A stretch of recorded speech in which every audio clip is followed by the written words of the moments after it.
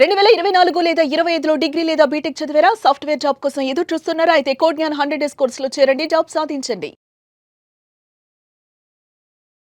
Welcome to Suman TV. నేను మీ Suman TV Nag. వృద్ధాప్యంలో ఉన్నప్పుడు పిల్లలు పేరెంట్స్‌ని వృద్ధాశ్రమాల్లో వదిలేయొచ్చా? అది ఎంతవరకు కరెక్ట్? చట్టాలు అసలు అటువంటి వాటికి ఏం చెప్తున్నాయి అనేది ఈరోజు మనతో పాటు హైకోర్టు అడ్వకేట్ అలగరి రవీంద్రనాథ్ గారు ఉన్నారు. అది వారి మాటలు తెలుసుకుందాం. Hello sir. హాయ్ అండి నాగరాజ్ గారు. ఇవాళ వృద్ధాశ్రమాల్లో కనుక మనం చూస్తే అండి చాలామంది పేరెంట్స్ ఇలాంటి పిల్లలు సరిగా చూసుకోవట్లేదని చెప్పి జీవనాన్ని అక్కడే గడపాల్సినటువంటి పరిస్థితి వచ్చేస్తుంది. కొంతమంది అయితే చనిపోయిన తర్వాత కూడా మేము ఫారిన్ కంట్రీస్లో ఉన్నాము, చూడడానికి కూడా వచ్చే పొజిషన్ లేదని చెప్పేసి అంటూ ఉన్నారు. అట్ ద సేమ్ టైం కొంతమంది ఏంటంటే ఎందుకు వస్తుందో ఎలా వస్తుందో డిఫరెన్షియేషన్ వలన, అంటే ఇంట్లో ఉండేటువంటి చిన్న చిన్న డిస్టర్బెన్సెస్ వలన వృద్ధాశ్రమాల్లోకి తీసుకుని వెళ్ళిపోతూ ఉన్నారు, పేరెంట్స్ని అక్కడ పెట్టేస్తూ ఉన్నారు. అది ఎంతవరకు కరెక్ట్? అసలు చట్టాలు అటువంటి వాటికి ఏం చెప్తున్నాయి? ఎందుకంటే చిన్నప్పటి నుంచి పెంచి పోషించి దాంతోపాటు ఆస్తిపాస్తులు ఇచ్చి చాలా ఎడ్యుకేషన్, మంచి క్వాలిటీ ఎడ్యుకేషన్ ఇచ్చి వీళ్ళకి కర్మ ఎందుకు అనేటువంటి ఆలోచనతోటి అడుగుతున్నాను.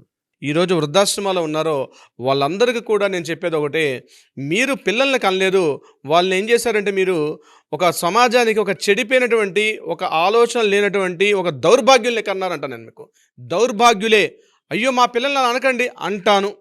మిమ్మల్ని వృద్ధాశ్రమాల్లో పడేసే వాళ్ళని ఇంతకన్నా దారుణమైన పదవి ఉంటే అది కూడా ఉపయోగించవచ్చు. 100% వృద్ధాశ్రమాల్లో పిల్లల్ని చేర్చే పిల్లలు కూడా ఒక వ్యాఖ్య నేను చేయబోతున్నాను నాగరాజ్ గారు. ఎందుకంటే వృద్ధాశ్రమాల్లో మీరు బాగా ఆర్థికంగా మంచి పుష్టిగా ఉండి, మీరు ఆర్థికంగా ఉన్నా లేకపోతే పక్కన పెట్టండి, వృద్ధాశ్రమాల్లో తల్లిదండ్రులను చేర్చడం అనేది చాలా తప్పు. మరి వృద్ధాశ్రమ లైసెన్స్ గవర్నమెంట్ ఇస్తుంది కదండి. వృద్ధాశ్రమాలు గవర్నమెంట్ లైసెన్స్ ఇస్తుంది దేనికి? పిల్లలు లేని వాళ్ళు, చేదోడు వాదోడు లేని వాళ్ళ కోసం అని చెప్పి ఒక సొసైటీకి ఏర్పాటు చేసే తప్పించి, మీరు బాగా ఫైనాన్షియల్గా గట్టిగా ఉండి మీ పిల్లల్ని మీరు చూసుకొని, మీ భార్యని మీరు చూసుకొని, మీరు బాగా ఉన్నటువంటి సమయంలో మీ పేరెంట్స్ని తీసుకెళ్ళి ఆ ఉన్నటువంటి ఆ యొక్క వృద్ధాశ్రమాల్లో పడేయమని చెప్పి దానికోసం వృద్ధాశ్రమాలు లేవండి. వృద్ధాశ్రమాలు ఉన్నవి ఎవరి బాగోకులు, ఎవరూ లేనటువంటి ఆ టైంలో ఆ పండు వయసులో ఎవరూ తోడు లేనటువంటి వారికి ఒక ఆసరా కల్పించడం కోసం ఏర్పాటు చేసినటువంటి చట్టంలో వెసులుబాటు మాత్రమే. అందుకే ఒక మహాకవి, ఒక మహానుభావుడు ఒకసారి అన్నాడు, ఏ దేశంలో, నా దేశంలో ఏ రోజైతే వృద్ధాశ్రమాలు ఉండవో ఆ రోజు నా దేశం నిజమైన దేశం, అప్పుడు నా దేశం అభివృద్ధి చెందిన దేశం తప్పించి టెక్నాలజీ అభివృద్ధి చెందిన దేశం కాదు. వృద్ధాశ్రమాలు లేనటువంటి దేశాన్ని ఊహిస్తానని చెప్పి ఒక మహానుభావుడు చెప్పడం జరిగింది. అంటే ఎందుకని చెప్తున్నా అంటే, వృద్ధాశ్రమాలు గవర్నమెంట్ లైసెన్స్ ఇస్తుంది. ఎందుకోసం అంటే ఎవ్వరు కూడా చేదోడు వాదోడు లేనటువంటి ఆ వయసులో ఉన్న వాళ్ళకి ఒక ఆసరా కల్పించడం కోసం తప్పించి అన్ని విధాలుగా పుష్టిగా ఉన్నటువంటి వాళ్ళకి వృద్ధాశ్రమాలు కాదు. ఇది గుర్తుపెట్టుకోవాలి. నెంబర్ 2, ఇక్కడ ఆస్తులు ఇస్తేనే మేము తల్లిదండ్రులను చూస్తాం, ఆస్తులు ఇవ్వకపోతే మేము తీసుకెళ్ళి ఒక దాన్ని ఏమంటారంటే ఒక కేజీ బోన్లో పడేస్తామంటే అది కూడా కుదరదు.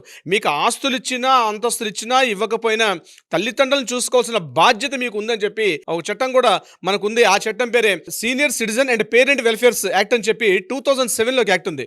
అంటే ఆ వయసులో పిల్లలకి ఎవరైతే పేరెంట్స్ 58 ఏళ్ళు 60 ఏళ్ళు దాటారో ఆ పేరెంట్స్ కొన్ని రక్షణ చట్టాలు కొన్ని ఉన్నాయి. వారు ఆస్తులు ఉన్నా ఒక చట్టం, ఆస్తులు లేకపోతే ఒకటి ఉంటుంది. ఒకవేళ వారికి ఆస్తులు ఉన్నాయనుకోండి, వాళ్ళని మెయింటెనెన్స్ చేయాల్సిన బాధ్యత కూడా మీదే. ఈరోజు భార్యని డివోర్స్ ఇస్తే ఎట్లయితే మెయింటెనెన్స్ అడుగుతున్నారో అంతకన్నా కఠినంగా ఉంటుంది చట్టం. మీ కన్న తల్లిదండ్రుల్ని మీరు పోషించకపోతే, వారికి కావాల్సిన ఆలనా పాలన చూడకపోతే, వారికి కావాల్సిన వైద్య ఖర్చులు మీరు ఇవ్వకపోతే మీరు చట్టరీత్యా మీరు నేరస్తులే. మీ వృద్ధ తల్లిదండ్రులు, అమ్మాయినా కావచ్చు, నాన్నైనా కావచ్చు, వాళ్ళని మీరు ఇద్దరు ఉంటే ఇద్దరు, ఏ ఒక్కరు లేకపోయినా ఆ ఒక్కరి యొక్క మెయింటెనెన్స్ చేయాల్సిన బాధ్యత కూడా పిల్లలుగా మీకుంటుంది. నేను ఆస్తిలో హక్కు తీసుకుంటాను, నాకు వేరే దాంట్లో లేదని చెప్పిన అమ్మాయికి కూడా బాధ్యత ఉంది. ఆస్తుల్లో వాటాలు మీరు తీసుకుంటున్నారుగా, ఖచ్చితంగా తల్లిదండ్రులను కూడా చూసుకోవాల్సిన బాధ్యత మీదే. ఆస్తుల్లో నేను తీసుకుంటాను, మెయింటెనెన్స్లో నాది కాదండి, మా అన్నయ్య చూసుకుంటాడు, మా తమ్ముడు చూసుకుంటాడని నేను వేరే ఇంటికి వచ్చేసాను కదా, నేను చూసుకోవాల్సిన బాధ్యత లేదని చెప్పి తప్పించుకొని తిరుగుతున్న అమ్మాయిలకు కూడా ఈ చట్టం వర్తిస్తుంది. మీరు అమ్మాయి అయినా అబ్బాయి అయినా తల్లిదండ్రులను చూసుకోవాల్సిన బాధ్యత కూడా మీ పైన ఉంది. ఎలా అయితే ఆస్తిలో మీకు సమాన వాటా హక్కు 2005 చట్టం ప్రకారం మీకు ఎలా వచ్చిందో, అదేవిధంగా వాళ్ళని మెయింటెనెన్స్ చేయాల్సిన బాధ్యత కూడా ఆడపిల్లలకు ఉంది. మెయింటెనెన్స్ అంటే ఏంటి?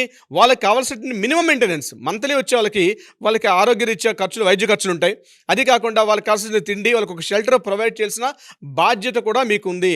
అలా ఎవరైనా పేరెంట్స్ పిల్లలు బాగా సొసైటీలో మంచి స్టేటస్ ఉన్నా, లేకపోతే సాధారణ ఉద్యోగం ఏదో ఉద్యోగం చేసుకుంటారు కదా, అది ఏదో చేసుకున్నా పిల్లలు సరిగ్గా చూసుకోకుండా ఉన్నటువంటి పేరెంట్స్ ఎవరైనా ఉంటే తక్షణమే ఈ వీడియో అందరికీ షేర్ చేయండి. అదొక సామాజిక బాధ్యత.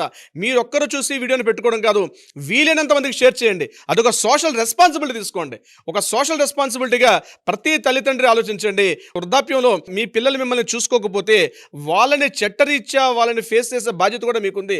వాళ్ళని చట్టానికి పిలవండి, కోర్టు ముందు నిలబెట్టండి. ఎలా వెళ్ళాలి నేను చెప్తాను డీటెయిల్స్ అన్నీ కూడా. నెంబర్ 1, ఫస్ట్ మీరు దగ్గరలో ఉన్న పోలీస్ స్టేషన్కి వెళ్ళండి. పోలీస్ స్టేషన్కి వెళ్ళి వివరాలు డీటెయిల్స్ అన్నీ కూడా ఇవ్వండి. ఈ వయసులో ఉన్నాం, మమ్మల్ని చూడలేకపోతున్నారు, మీకు ఎవరి సపోర్ట్ కూడా అవసరం లేదు, మీరు వెళ్ళండి. ఒకవేళ పోలీసులు కేసు తీసుకోవట్లేదు అన్న పరిస్థితిలో ఉంటే, అంటే మీ పిల్లలు కాస్త సోషల్ స్టేటస్లో మంచి గౌరవంగా బతుకుతున్నారు, అలాంటి సందర్భంలో ఆర్డీఓ, రీజనల్ డెవలప్మెంట్ ఆఫీసర్, మీ ప్రతి ఊర్లో ఎలా అయితే ఎంఆర్ఓ ఉంటారో, ఎంఆర్ఓ పైన ఆర్డీఓ ఉన్నటువంటి ఒక యంత్రాంగం ఉంటుంది.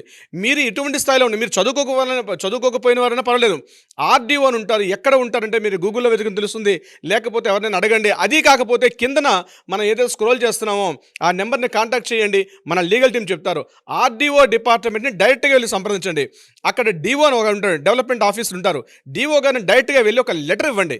నేను ఇలా పరిస్థితిలో ఉన్నాను, నన్ను పిల్లలు సరిగ్గా చూసుకోవట్లేదు, నన్ను మెయింటెనెన్స్ చేయట్లేదు, నా మెడిసిన్ ఖర్చులు ఇవ్వట్లేదు అని చెప్పి మీరు షెల్టర్ ఇవ్వట్లేదు. ఒక కేసు నా దగ్గరికి వచ్చింది నాగరాజు గారు. ఆయన ఏమో 3 అంతస్తుల బిల్డింగ్లో ఉన్నాడు. ఆయన సంపాదించుకున్న ప్రాపర్టీ, ఆయన దురదృష్టవశాత్తు ఏం చేశాడంటే తన పిల్లలకి ఆ ప్రాపర్టీ రాసి ఇచ్చేసాడు. ఆయన రాసిస్తే పిల్లలు దాన్ని అనిపిస్తే పెంట్ హౌస్ పైన ఒక చిన్న షెడ్ వేసి ఆ కొడుకులు ఆ తల్లిదండ్రులకి ఏం చేశారంటే రెంట్కి ఇచ్చారండి. రూమ్లో అది 5,000 రూపాయలు రెంట్ తీసుకుంటారు. ఆయన పెంట్ హౌస్ల పైన ఉంటాడు, ఆ ఇల్లు మొత్తం ఆయనదే. కానీ పిల్లలు ఏం చేశారు, గిఫ్ట్ రూపంలో ప్రాపర్టీ తీసేసుకుని బ్యాంకుల్లో పెట్టి ఈఎంఐలు తీసేసుకొని దానికి 2-3 చేతులు మార్చేశారు. ఈ తండ్రి గారు ఎక్కడ ఉండడానికి అవకాశం లేదు. ఈయన ఏం చేశారంటే, బాబు నాకు ఒక రూమ్ ఇవ్వరంటే పైన రెంటేసి, నీకు ఈ వయసులో నీకు ఇస్తున్నాం, పైన షెల్టర్ ఇచ్చాం కదా, నాకు రెంట్ కావాలని చెప్పి కింద పోర్షన్కి ఎట్లయితే రెంట్ వసూలు చేస్తున్నాడో అదేవిధంగా తండ్రి దగ్గర నుంచి కూడా రెంట్ వసూలు చేసిన ఆ మహానుభావుని కొడుకులు కూడా ఉన్నారు. నాగరాజు గారు నాకు ప్రత్యక్షంగా వచ్చిన కేసు ఇది. నేను వాళ్ళని పిలిపించి ఆర్డీఓ గారితో మాట్లాడితే, అప్పుడు ఆర్డీఓ గారు పిలిచి స్పాట్లో సమన్స్ ఇష్యూ చేసి ఇమీడియట్గా వాళ్ళ మెయింటెనెన్స్ ఆ రూమ్ ఏదైతే ఉందో ఆ రూమ్ కూడా రెంట్ లేకుండా క్లియర్గా నోటీస్ ఇష్యూ చేశారు. ఒకవేళ ఆర్డీఓ గారు అంత చర్య తీసుకోకపోతే ఇమీడియట్గా కోర్టును ఆశ్రయించండి. డెఫినెట్గా మన ఆంధ్రప్రదేశ్ రాష్ట్రాల్లో అయితే ఆర్డీఓ గారికి ట్రిబ్యునల్ అథారిటీ ఇచ్చారు. అదేవిధంగా తెలంగాణలో అయితే ఫస్ట్ క్లాస్ మ్యాజిస్ట్రేట్ పవర్స్ ఇచ్చారు దీనికి. అంటే ప్రతి విషయాన్ని కూడా కోర్టుకు వెళ్ళి మాట్లాడకుండా, ఎస్పెషల్లీ సీనియర్ సిటిజన్స్ సంబంధించి ఏవైతే కేసులు వస్తాయో, మెయింటెనెన్స్ ఇట్లాంటి అన్నీ కూడా ఆ కేసులకు సంబంధించి ఆర్డీఓ గారికి పూర్తి పవర్స్ ఉన్నాయి. మీరు కోర్టుకు వెళ్ళాల్సిన అవసరం కూడా లేదు. ఆర్డీఓ గారిని డైరెక్ట్గా సంప్రదిస్తే చాలు, మీరు డెఫినెట్గా ఆయన సత్వరం న్యాయం తీసుకుంటారు. ఎలా సంప్రదించాలి, ఎలా లీగల్ డ్రాఫ్ట్ చేయాలి, అట్లాంటి డీటెయిల్స్ ఏమైనా కావాలనుకుంటే తప్పనిసరిగా కింద మన స్క్రోల్ అవుతున్న నెంబర్ని కాంటాక్ట్ చేయండి. మన లీగల్ టీం వాళ్ళకి అప్రోచ్ అవుతారు. కంప్లీట్ డీటెయిల్స్ ఎలా చేయాలి, డ్రాఫ్టింగ్ ఎలా చేయాలి, ఎలా మాట్లాడాలి, వీలైతే మన లీగల్ అడ్వకేట్స్ కూడా మీతో పాటు కూడా వస్తారు. ఆర్డీఓ గారిని సంప్రదించి మీకు సత్వరం న్యాయం అయ్యే విధంగా కూడా చూస్తారు. ఇది సీనియర్ సిటిజన్స్ ఉన్నటువంటి పరిస్థితి. మరొకటి ఉంటుంది నాగరాజు గారు, పిల్లలు ఏమో ఎక్కడో అబ్రాడ్లో ఉంటారు, పేరెంట్స్ ఏమో ఇక్కడ ఉంటారు, ఆస్తులన్నీ ఆ పిల్లల పేరు మీద రాసేసి ఉంటారు. ఇక్కడ పెద్దలు ఏ క్షణం ఏమవుతుందో తెలియని బితుకుని కూర్చుంటారు, ఎప్పుడో ప్రాణాలు పోతాయి అన్నట్టు ఉంటారు.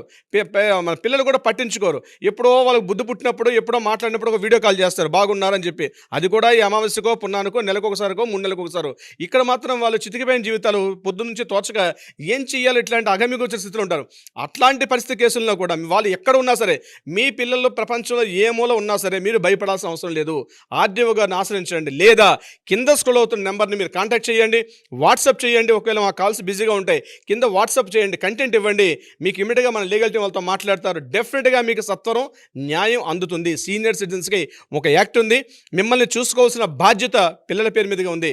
నాగరాజ్ గారు, అలాంటి వాళ్ళు అంటే ఏదైనా సమస్య ఉన్నప్పుడు మీ ఇలాంటి వాళ్ళని అప్రోచ్ అవుదాం అనుకున్నటువంటి వాళ్ళు చాలామంది ఉన్నారు. ఎందుకంటే ఇవాళ ఇంట్లో ఏ రకంగా ఉంది అని అంటే సార్ పరిస్థితి, భార్యాభర్తలకు పొసగట్లేదు. కన్న తల్లిదండ్రులకిను, కొడుకులకి, ఆడపిల్లలకి మధ్య కూడా, అంటే కూతుళ్ళకి కూడా మధ్య పొసగట్లేదు. చిన్న చిన్న గొడవలు అవన్నీ.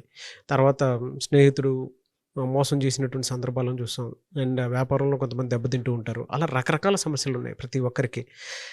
లీగల్గా నాకు ఇక్కడ వెళ్తే ఈ సమస్యకి పరిష్కారం దొరుకుతుంది అనుకొని వేచి చూసేటువంటి వాళ్ళు చాలామంది ఉన్నారు. మిమ్మల్ని అప్రోచ్ అవుదాం అనుకున్నటువంటి వాళ్ళు వీడియో చూసిన తర్వాత ఎలా అప్రోచ్ అవ్వాలి? తప్పనిసరిగా నాగరాజు గారు, మీరు ఎటువంటి సమస్యలో ఉన్నా, అది ప్రాపర్టీ ఇష్యూయా, లేదా ఫ్యామిలీ ఇష్యూయా, లేదు ఇతరత్ర కంపెనీస్లో జాబ్ ప్రొఫైల్, ఎనీ ఇష్యూ ఏదున్నా సరే చట్ట ప్రకారంగా మీకున్న హక్కులు మీరు తెలుసుకోవడం మీకు బాధ్యత.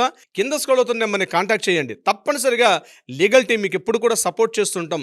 Rabindranath advocate, Hyderabad, Telangana, high court of Telangana. డెఫినెట్గా మీకు అందుబాటులో ఉంటారు. సత్వర న్యాయం కోసం ప్రయత్నం చేస్తూ ఉంటారు. ఎల్లప్పుడూ 24/7 any time you can call me. Directly మనం రెస్పాన్స్ అవుదాం. నాగరాజ్ గారు, డెఫినెట్గా thank you so much Ravindranath garu. Thank you so much Nagaraj గారు.